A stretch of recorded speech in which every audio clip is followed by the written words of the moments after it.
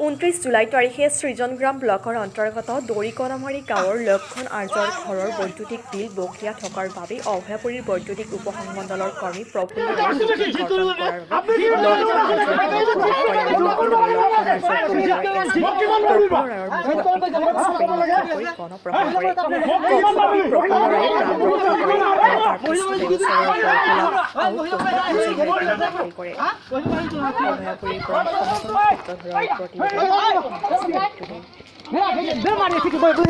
ৰধৰৰ সাধাৰণ সম্পাদক অমিত কৈ আছোঁ। যোৱাকালি আমাৰ অভয়পুৰীত 2:45 মানত যিটো ঘটনা হৈ গ'ল, আমাৰ আউটচোৰ্চ প্লাছ আমাৰ পাৰ্মানেণ্ট ষ্টাফ ডিছকানেকশ্যনৰ কাৰণে গ'ল। যোৱাৰ পিছত তাতে দেখা গ'ল মানুহজনৰ ডিছকানেকশ্যনৰ বিলখন বহুত পেণ্ডিং হৈ আছে। পেণ্ডিং হৈ থকাৰ কাৰণে তাত ডিছকাশ্যন কৰিবলৈ যাওঁতে তেখেতক মানে কোৱা হ'ল যে আপোনাৰ 3000 সামথিং হৈ আছে, গতিকে আপুনি এইটো পে'মেণ্ট কৰিব লাগে। যদি পে'মেণ্টটো কৰি দিয়ে তেতিয়াহ'লে আমি ডিছকানেকশ্যনটো নকৰোঁ, তেতিয়াহ'লে আপোনাৰ পে'মেণ্টখিনি আমি অফিচত জমা কৰি দিম। তেখেতে কোৱা মতে যে বিলটো লগে লগে স্পট ডেটত দিব লাগে। তাক ক'লে যে এইটোতো আমাৰ লাইনমেনে ক'লে এইটোতো আমাৰ অধিকাৰ নাই। এনেকৈ লৈ মানে ঘটনাটো উৎকৃষ্ট হয়। হোৱাৰ পিছতে তাৰপিছত এনেকুৱা এটা মানে ঘটনা হোৱাৰ সৃষ্টি হোৱাৰ পিছতে এই আপোনাৰ মানে আক্ৰমণ কৰে। সিহঁতে স্প্ৰে মাৰি আক্ৰমণ কৰে। আক্ৰমণ কৰাৰ পিছত আমাৰ মানে যিটো লাইনমেন আছে তেখেতে এতিয়া অসামৰিক চিকিৎসালয় বেডত আছে। তেওঁৰ বহু গুৰুতৰ অৱস্থাত মানে আক্ৰমণ হৈছে আৰু আহত হৈ আছে। গতিকে আমি আসাম টেষ্ট পাৱাৰ কৰ্পোৰেশ্যনৰ ফালৰ পৰা আমি প্ৰশাসন তথা আমি বিদ্যুৎ কৰ্তৃপক্ষক মেনেজমেণ্টক জনাই আছোঁ, যদি 48 ঘণ্টাৰ ভিতৰত তেখেতক যদি এৰেষ্ট কৰা নহয়, আগন্তুক সময়ছোৱাত আমি কৰ্মবিৰতি পালন কৰিম।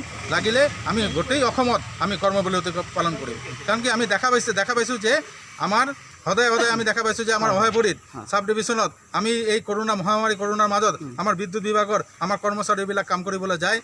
দেখা যায় যে তাতে গৈ অসমৰ বিভিন্ন ঠাইত সদায় আমাৰ কৰ্মচাৰীৰ ওপৰত আক্ৰমণ আহি যায়। তাই এইটো আমি তীব্ৰ বিৰোধিতা কৰিছোঁ, গৰিহণা দিছোঁ আৰু আমি আশা কৰিছোঁ অতি সোনকালে অভয়পুৰী প্ৰশাসনে এৰেষ্ট কৰিব আৰু এৰেষ্ট যদি নকৰে তেতিয়াহ'লে আমি আগন্তুক সময়ছোৱাত যিকোনো মুহূৰ্তত আমি কৰ্মবিৰতি কৰিম। আচ্ছা, কথাটো হ'ল অকণমান শুনিব, এজন ব্যক্তিৰ ঘৰত মানে আপোনাৰ বিদ্যুৎ বিচ্ছিন্ন কৰিবলৈ যোৱাতে তেখেতে যদি মুখত স্প্ৰে মাৰিব পাৰে, তেতিয়াহ'লে এইটো সমাজৰ ভিতৰতে তেখেতে এজন ভয়ানক ব্যক্তি হিচাপে পৰিগণিত হৈ আছে। কাৰণ স্প্ৰে মাৰা ঘটনাটো সৰু ঘটনা হৈ থকা নাই। এই বিষয়ে কিবা ক'ব নেকি? আমি যিটো দেখা পাইছোঁ যে মানুহজন যিটো দুৰ্কৃষ্টভাৱে আমাৰ কৰ্মচাৰীৰ ওপৰত আক্ৰমণ কৰিছে, ভৱিষ্যতত যে এনেকুৱা আৰু আমাৰ কৰ্মচাৰী কাম কৰিবলৈ যোৱাতে যে এনেকুৱা নহ'ব, এইটো এটা নিশ্চয়তা নাই।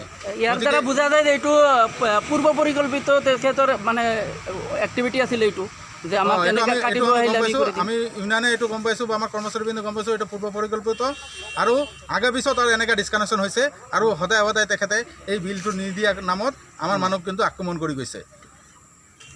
নমস্কাৰ, আমি আসাম ষ্টেট আউটচোৰ্চ পাৱাৰ ৱৰ্কাৰ্ছ ইউনিয়নৰ পৰা কৈছোঁ। কথা হ'ল কি, আমাৰ যোৱাকালি 29 তাৰিখে 2টামান বজাত যি ঘটনা হ'ল, এই ঘটনাটোত আচলতে আমি তীব্ৰভাৱে গৰিহণা দিছোঁ। যিটো ঘটনা পূৰ্বৰ পৰা পৰিকল্পিতভাৱে তেওঁ আমাৰ কৰ্মীক আক্ৰমণ কৰিছে, যিটো এক্সপ্ৰে দি তেওঁক বেহুচ কৰি তেওঁক মাৰপিট কৰিছে। এনেকুৱা ধৰণৰ ঘটনা মানে আমাৰ মাজত যদি বাৰে বাৰে হৈ থাকে ইলেক্ট্ৰিচিটি বোৰ্ডৰ মানুহখিনিৰ ওপৰত, তাহলে আমাৰ মানুহখিনি কেনেকৈ ডিউটি কৰিব? আৰু এই কৰোণাৰ মাজত আমি ভয়াৱহ আমি কাম কৰি আছোঁ। তাৰ পিছতো আমাক বাৰে বাৰে প্ৰতাৰণা কৰি আছে। APDCL হওক বা আমি কাম কৰিব যোৱাৰ পিছতো আমি মানুহখিনি মাৰে আমাক বিভিন্ন কাৰণত। আমাক এই অসম চৰকাৰক মুখ্যমন্ত্ৰী সৰ্বানন্দ সোণোৱাল ডাঙৰীয়া অতি শীঘ্ৰে 24 ঘণ্টাৰ ভিতৰত যদি দোষী কৰায়ত্ব নকৰে, তেনেহ'লে আমি অতি সোনকালে আমি কৰ্মবিৰতি লোৱাৰ কাৰণে বাধ্য হ'ম। ধন্যবাদ। কি তেওঁক কিমানজন মানুহ আছিল তাতে? গোটেই গাঁওখনৰ মানুহে গোটেই ধৰি মাৰিছে। কাৰণ তাৰ এই সময়ত কৰোণাৰ পৰিস্থিতিৰ সময়ত তেওঁ গোটেই গাঁওখনত মুখত ধৰি মাৰিছে, মানে দেহাত ধৰি মাৰিছে। হয়তো তেওঁ কৰোণা হ'ব পাৰে। এই ক্ষেত্ৰত অসম চৰকাৰে শক্তি বিভাগৰ মন্ত্ৰী যিহেতু সৰ্বানন্দ সোণোৱাল ডাঙৰীয়া আছে, গতিকে অতি সোনকালে এই ক্ষেত্ৰত তদন্ত এটা কৰি তেওঁক দোষী কৰায়ত্ব কৰিব লাগে।